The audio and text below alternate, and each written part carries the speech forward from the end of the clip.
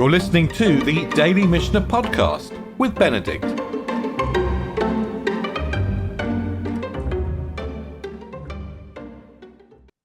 We're just starting the 10th chapter of Bava Metzia. And we're going to deal with property which falls down. Essentially, property that's shared between two people and falls down.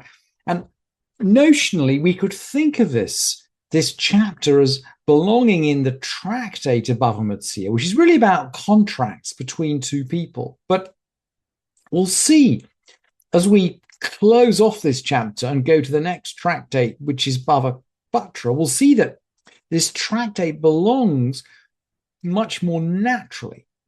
This chapter, this 10th chapter of Bava Metzia fits much more naturally into Bava Batra. And some of the commentators argue about, why has it been moved? And I can't answer that question definitively, but of course, we know that the three Bavas, Bava Kama, Bava Metzia, Bava Batra, they were originally one long tractate. And they contain, by the way, 30 chapters in all. And with the current division, there are 10 chapters in each one. In other words, the 30 are split 10, 10, 10. And of course, we know that the arrangement of the individual Mishnayot within the chapter is late, and it can be disputed. It's different in different editions.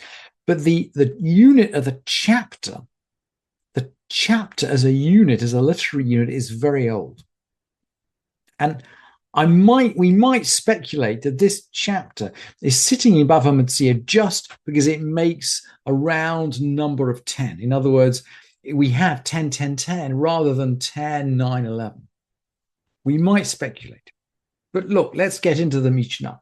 Habayit v'aliyah shel shnaim. So we had a house and an attic belonging to two people. So there are two people, and that's the hook, really, for the rest of Bava Metzia. Shenaflu, and they all fell down. The house and the attic fell down. Shnehem cholkim ba'etzim uve'avanim uve'afar. The two of them share in the wood and the stones and the earth. And we might want to think at this point that building materials were incredibly valuable and precious in the time of the Mishnah. So if something falls down, then naturally there's going to be a question as to who owns the remains. And we were just driving around Yorkshire earlier in the week, and we passed the ruins of Bolton Abbey. And yes, indeed, the remainder of the village is built from the stones that fell down from the abbey. So we can imagine that there's going to be a dispute as to who owns the stones, because when a stone has fallen in the ground, it's not at all clear whether it belonged to the attic or whether it belonged to the lower story. And the Mishnah goes on to say, they consider which stones are likely to have been broken. And the implication here is that they're looking at whether the stones from the top or the stones from the bottom broke. Because a broken stone is, of course, much less valuable than a whole stone. Let's say one of them recognizes some of his stone. Notlan, he takes them. Now, so far, that's not surprising. In a dispute between two parties, if there's certainty about even a part of the dispute, then we act on that certainty. So he knows they're his stones, he takes them. But what is surprising is the Mishnah then goes on to say, and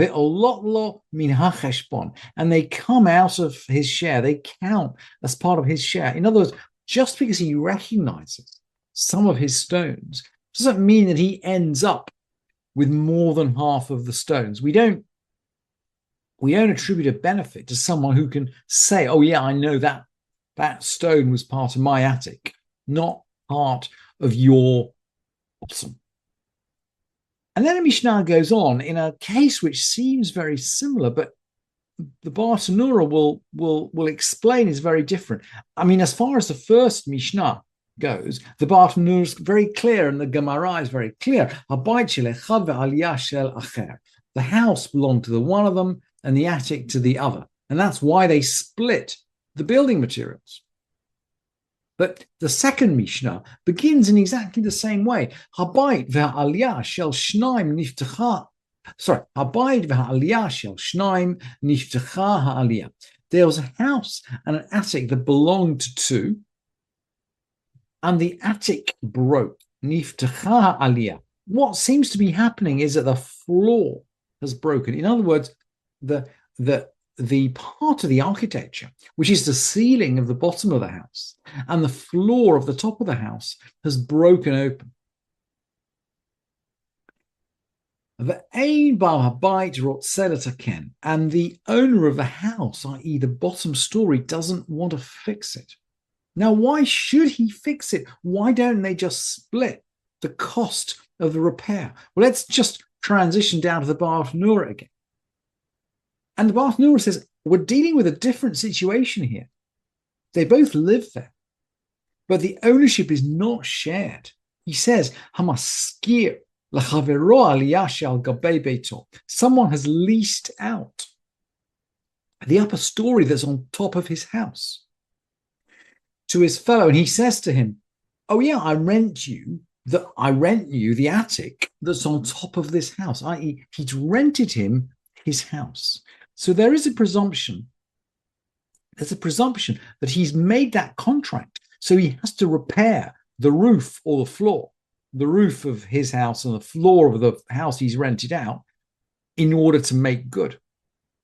And the Mishnah actually hardens this idea up. It makes a really pointed comment. Hooray, Baal ha'aliyah yored lematan. The resident of the attic can come and live down below. If the landlord below doesn't want to fix the ceiling, then the tenant above can come and live in his house with him. Come and share his house with him. You can share your landlord's house if he's not prepared to fix yours. Quite an extraordinary right when we think about disputes between landlords and tenants about badly maintained property in the UK today. The resident of the attic can come down below until he fixes the attic for him. Now, Rabbi Yossi is going to disagree. Rabbi Yossi seems to think that we're not in a question of a landlord-tenant relationship. We are again in a shared ownership relationship, because Rabbi Yossi Omer, Hatachton notenet hatikra. The one below provides the ceiling. Ve'ha'elyon et ha'ma'azeva. And the one above, the ma'azeva.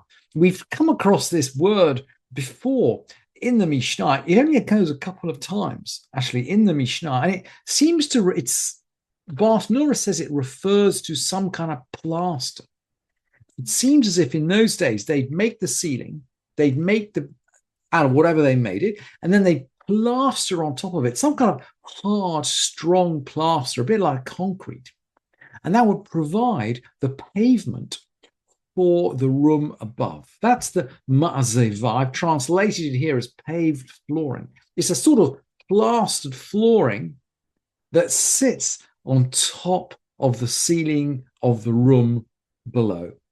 So according to Rabbi Yossi, it seems as if they have shared ownership, or certainly shared responsibility for making the repair. Thank you for listening to this edition of the Daily Mishnah Podcast with Benedict.